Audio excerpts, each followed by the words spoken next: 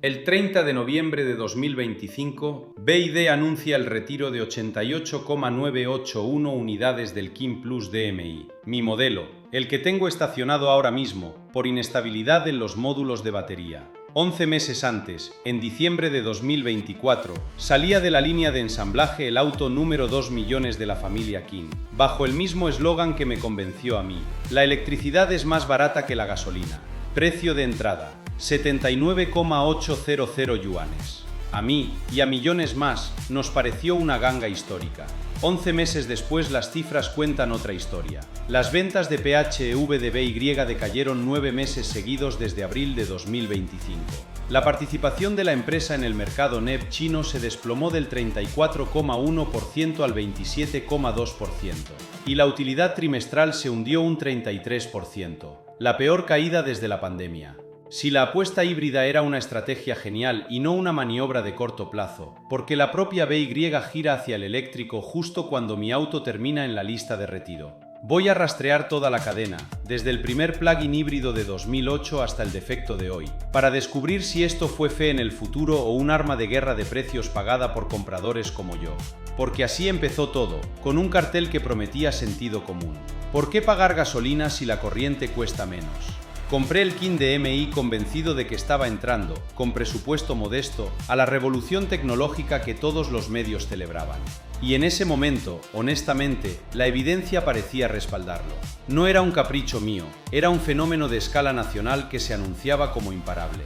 Diciembre de 2024 fue, según BYD, el mes de la consagración. 2 millones de King vendidos desde el lanzamiento original. Ese mismo año, el King LDMI se coronó como el sedán de clase media más vendido de China, con más de 284,000 unidades colocadas en solo 12 meses. En septiembre llegó a mover 43,006 autos en un solo mes. BYD como marca creció un 41,3% en 2024, cifra que cualquier fabricante tradicional habría matado por conseguir. Yo veía esos números y pensaba, estoy del lado correcto de la historia. Sonaba precioso. Y en 2024 casi todo el mundo lo compró. Analistas, medios, gobiernos y yo. Nadie preguntaba en voz alta por qué un sedán con tecnología de punta costaba menos que un compacto de gasolina de hace 10 años. La respuesta obvia, eficiencia, escala, genialidad de ingeniería china, era la que yo quería escuchar. Ahora, con un aviso de retiro en la bandeja de entrada y la balanza de ventas de la propia BY de inclinándose hacia el eléctrico puro, esa respuesta obvia empieza a sonar sospechosamente incompleta. Aquí está lo que no me contaron cuando firmé el contrato: que esta apuesta tecnológica no nació conmigo, ni con el King L, ni siquiera con la guerra de precios de 2023. Nació 15 años antes, con un propósito doble que jamás apareció en el folleto de ventas. Para entender cómo llegué hasta aquí, tengo que retroceder 15 años, mucho antes de que el nombre King significara nada para nadie fuera de China. Porque la historia que me vendieron no empezó con un lema pegadizo en 2024. Empezó en 1995, con un ingeniero llamado Wang Chuanfu fabricando baterías en Shenzhen. Y aquí está la parte que, lo reconozco, sí me impresionó cuando la investigué. Esta gente llevaba construyendo el mismo argumento desde antes de que yo naciera casi como comprador de coches.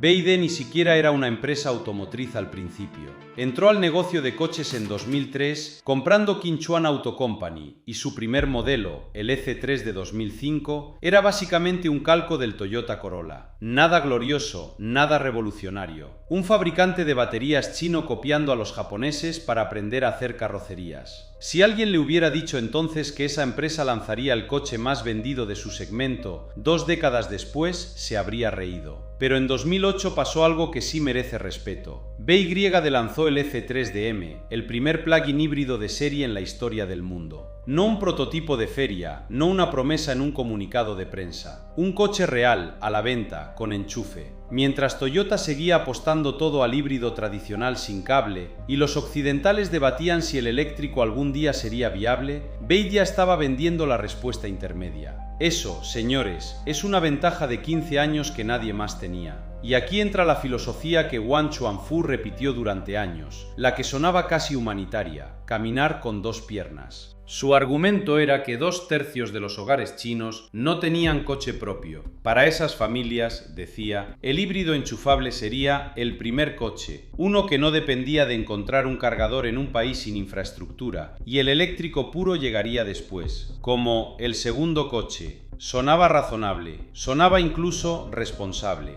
El Kin original nació en diciembre de 2013 bajo esa lógica. 50 kilómetros de autonomía eléctrica, más de 500 kilómetros combinados. 5 años después, en 2018, llegó el Kin Pro, ofreciendo 3 versiones distintas: gasolina, híbrido enchufable y eléctrico puro, bajo el mismo nombre, como si la marca estuviera cubriendo todas las apuestas al mismo tiempo. Por mi parte, en su momento eso me pareció prudencia técnica. Ahora sé que también era otra cosa: opcionalidad. En 2020 llegó la pieza que le dio credibilidad real a todo el relato: la Blade Battery, una batería de litio ferrofosfato que BYD presentó atravesándola literalmente con un clavo frente a cámaras, sin que se incendiara, con una temperatura superficial de entre 30 y 60 grados. Según estimaciones del sector, su costo rondaba los 55 a 65 dólares por kilovatio hora, frente a los 80 o más de sus competidores con química NMC.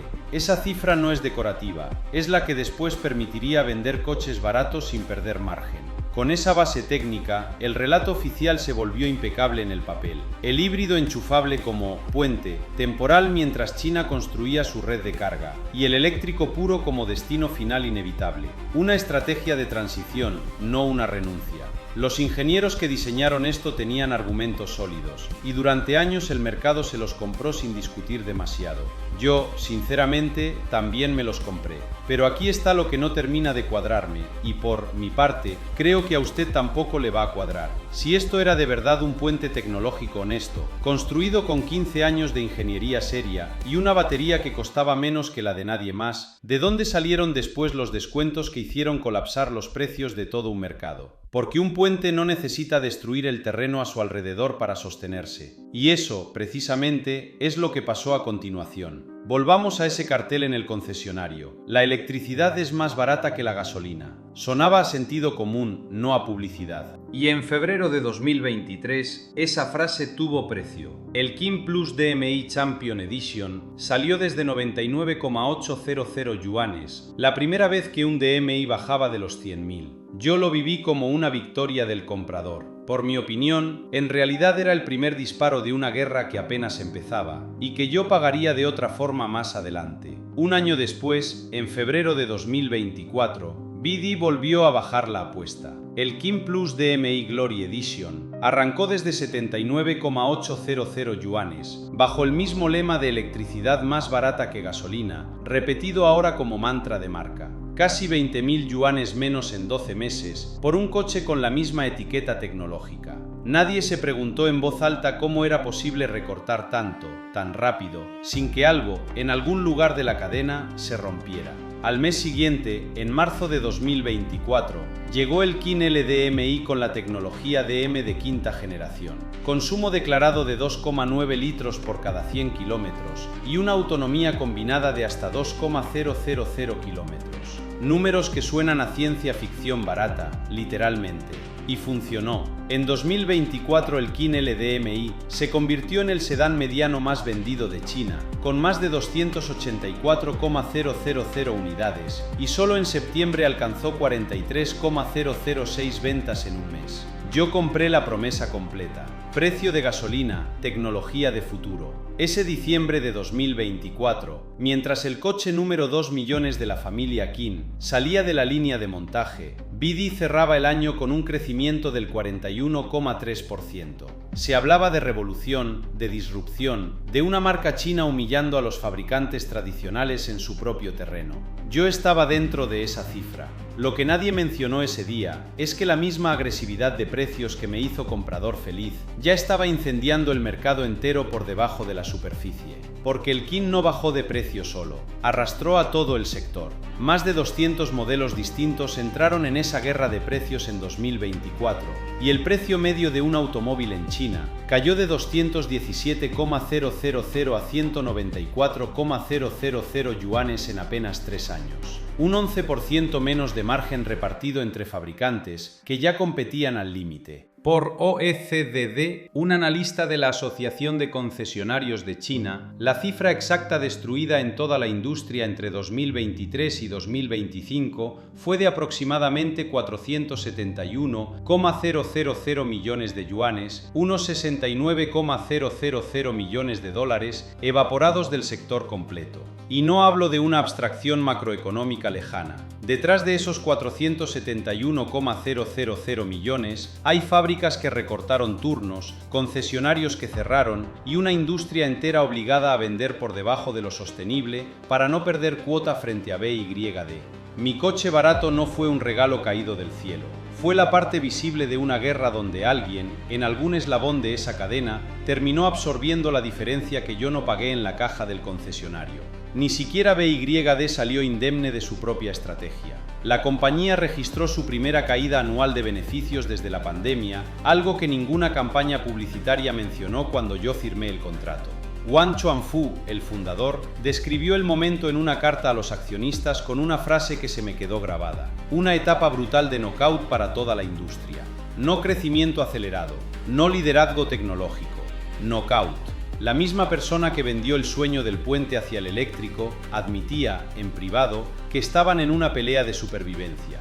Ahí está la pregunta que me hago ahora, mirando el recibo de mi compra. Si la marca más grande del mundo en coches eléctricos e híbridos enchufables perdió dinero por primera vez en años mientras yo pagaba menos que nunca por mi Qin, ¿de dónde salió exactamente ese descuento? Porque en economía nada es gratis, y un coche 20% más barato en 12 meses no nace de la eficiencia pura. Nace de que alguien, en algún punto de la cadena, cobró tarde, cobró menos o no cobró en absoluto. Y resulta que ese alguien tiene nombre, plazos y un mecanismo muy concreto detrás del cual BYD escondió parte de la factura real de mi coche barato. Cuando compré mi Qin, nadie me habló de una empresa llamada Dilian. Es la plataforma de pagarés internos con la que BYD paga a sus proveedores y en 2023, según Bloomberg, el plazo medio de pago era de 275 días. Compárelo, Tesla pagaba en 85 días, Volkswagen en 65, Toyota en 55.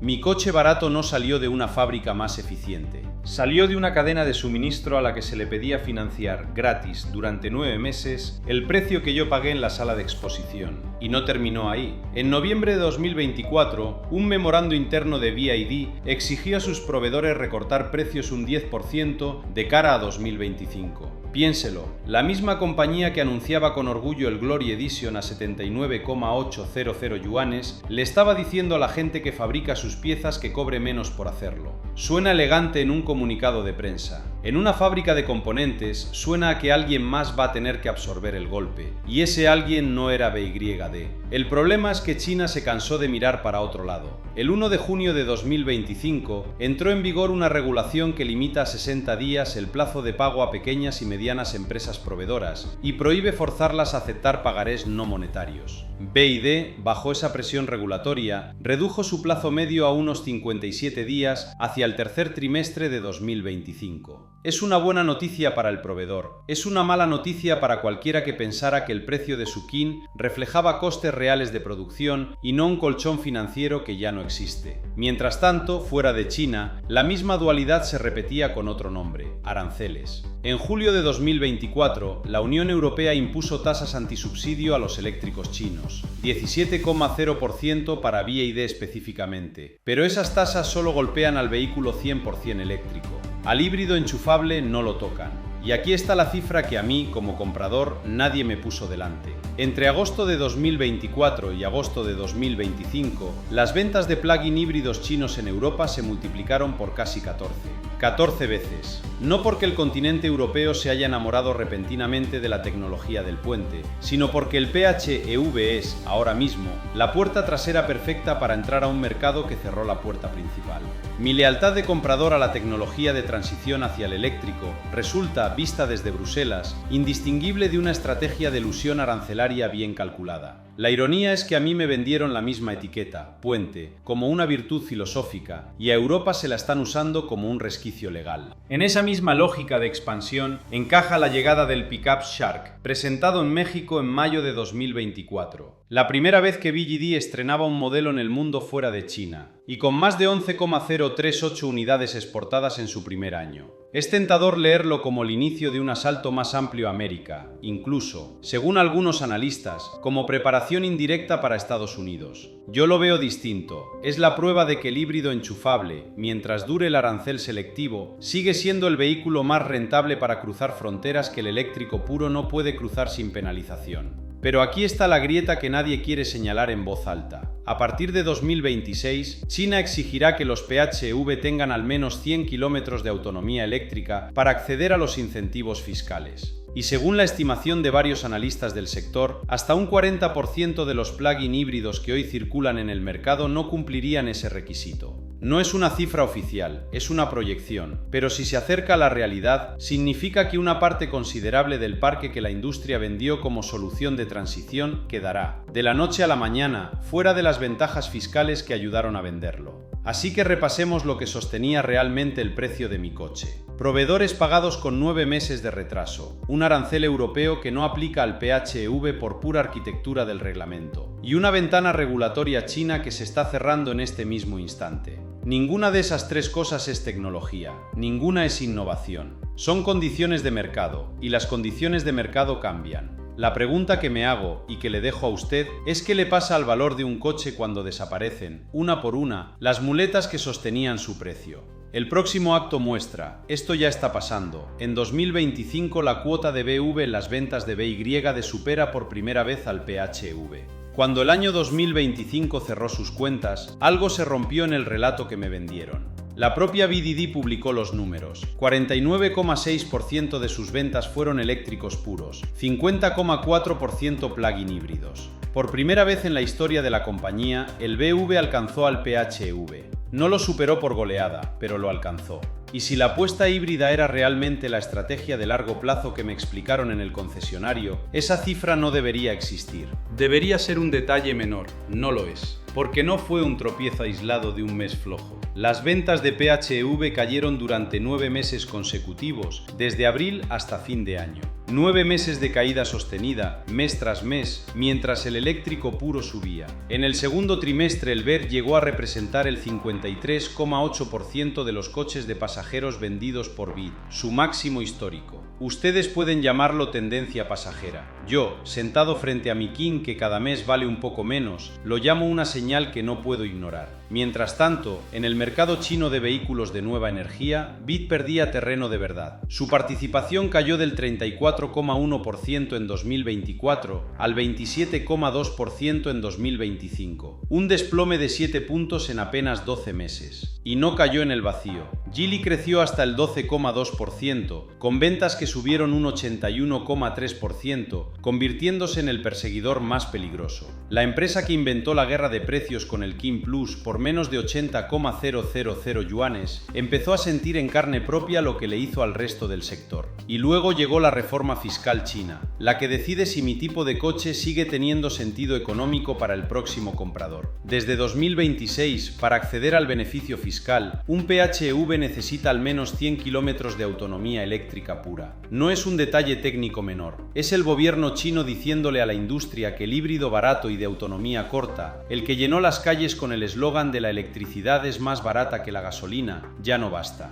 El mismo Estado que toleró el boom ahora le pone condiciones. El 17 de octubre de 2025, BYD anunció el retiro de 115,783 vehículos, entre ellos unidades del TAN de 2015 y lotes del eléctrico Yuan Pro. Todavía podía leerse como un incidente puntual, algo que le pasa a cualquier fabricante grande. Pero 6 semanas después, el 30 de noviembre, llegó el golpe que sí me toca directamente. 88,981 unidades del King Plus de MI retiradas por inestabilidad en los bloques de batería. El mismo modelo que fue el símbolo del futuro accesible, resultó ser el símbolo de un defecto de fabricación a gran escala. Sumen las dos convocatorias y superan las 210,000 unidades retiradas en un solo año. 210.000 familias que, como yo, compraron el argumento de la revolución tecnológica a precio justo y terminaron recibiendo una notificación sobre el sistema de baterías de su propio auto. BYD habla de un problema de consistencia en el ensamblaje, no de un fallo de diseño en la arquitectura de MI en sí. Puede ser cierto, pero para el propietario que revisa el valor de reventa de su coche, la distinción es más bien académica. Y el dinero también lo confirma. En el tercer trimestre de 2025 la utilidad neta de BYD cayó un 33% interanual, mientras los ingresos bajaron un 3%, hasta 195,000 millones de yuanes. Fue la primera caída trimestral de ingresos de la compañía en más de 5 años. La misma guerra de precios que arrancó con mi King Plus por menos de 80,000 yuanes terminó comiéndose las ganancias de quien la lanzó. War Chuanfu ya había advertido sobre una etapa brutal de knockout para toda la industria. Ahora su propia empresa figura entre los golpeados. Así que aquí estoy, con un auto cuya tecnología la propia compañía parece estar dejando atrás mientras redirige su producción hacia el eléctrico puro, con una convocatoria a revisión activa sobre el modelo de batería y con un fabricante que perdió 7 puntos de mercado en su propio país en un solo año. Si el híbrido fue, como todo indica, una herramienta táctica para un momento específico y no una convicción tecnológica permanente, entonces la pregunta ya no es histórica. Es mía y es urgente. ¿Qué significa esto para el valor de reventa del coche que tengo estacionado afuera ahora mismo? Todavía queda por revisar si aquel eslogan que me convenció, la electricidad es más barata que la gasolina, resiste siquiera la prueba más básica de todas, la de la carretera real. El eslogan era simple, la electricidad es más barata que la gasolina. Yo lo creí, miles lo creímos. Pero según datos de ICCT, Fraunhofer y Transport y Environment, el consumo real de combustible de los híbridos enchufables en el mercado es entre 2 y 5 veces superior al declarado. No es un margen de error de laboratorio, es la diferencia exacta entre lo que compré y lo que me vendieron. La cifra que más me dolió no fue el consumo, fue el uso del modo eléctrico. BYD prometía, implícitamente, con cada anuncio de autonomía y cada cálculo de ahorro, que el motor de combustión sería la excepción. La realidad, según esos mismos estudios, es que el modo eléctrico se usa apenas un 30% del tiempo, frente al más del 80% que se esperaba de un vehículo diseñado para funcionar casi siempre como eléctrico. 3 de cada 10 trayectos con batería, los otros 7 gasolina normal, cargando además el peso extra de un motor eléctrico que uno paga pero casi no usa. Ahí es donde el eslogan se derrumba. Más barata que la gasolina, solo funciona si usted conduce como el laboratorio de homologación conduce. Distancias cortas, recarga constante, ritmo urbano perfecto. En la vida real, la suya, la mía, el coche vuelve a comportarse como lo que en el fondo siempre fue. Un vehículo de gasolina con una batería pequeña y una promesa grande. Pagué por una revolución tecnológica y terminé con una calculadora de marketing. Y aquí quiero unir los puntos, porque por separado cada dato suena a anécdota, pero juntos cuentan otra historia. El F3DM de 2008 fue real, el primer híbrido enchufable de serie del mundo, 15 años de ingeniería detrás. La filosofía, con 2 piernas, de Wang Chuanfu también fue real. El híbrido como primer coche para 2/3 de los hogares chinos sin vehículo propio. Eso no lo invento yo, es historia verificable.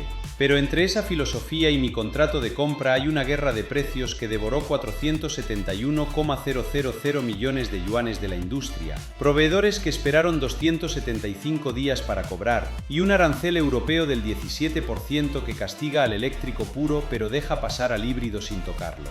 El puente tecnológico resultó ser, también, el vehículo perfecto para ganar 2 guerras a la vez, la de precios en casa y la de aranceles fuera. Y en 2025 la propia BYD terminó de confirmarlo, aunque nunca lo dijera con esas palabras exactas. La venta de eléctricos puros superó por primera vez a la de híbridos enchufables, 49,6% frente a 50,4%, con el BEV alcanzando un máximo histórico del 53,8% en el segundo trimestre. El PHEV, mientras tanto, cayó 9 meses seguidos desde abril. Si el híbrido fuera de verdad la estrategia de largo plazo, ¿por qué la empresa corre hacia el eléctrico en cuanto puede? En mi opinión, la respuesta es sencilla. Nunca fue fe, fue táctica. Y las tácticas se abandonan cuando cumplen su función. La cronología no deja mucho espacio para otra lectura. El F3DM abrió la puerta en 2008. Kin Plus y Kin L bajaron el precio de 105,800 a 79,800 yuanes en apenas 3 años, arrastrando a más de 200 modelos a una guerra que hundió la ganancia media del sector. La plataforma Dilian permitió pagar a proveedores a 275 días, mientras Tesla pagaba a 85 y Toyota a 55. El arancel europeo del 17% empujó las ventas de híbridos chinos en Europa casi 14 veces en un solo año. Y cuando la guerra de precios y la elusión arancelaria ya habían cumplido su función, la balanza se inclinó hacia el eléctrico, y el Kin Plus DMI, el mismo modelo del eslogan, el mismo modelo del auto número 2 millones, el mismo líder de ventas, terminó con 88,981 unidades retiradas por fallos en los bloques de batería.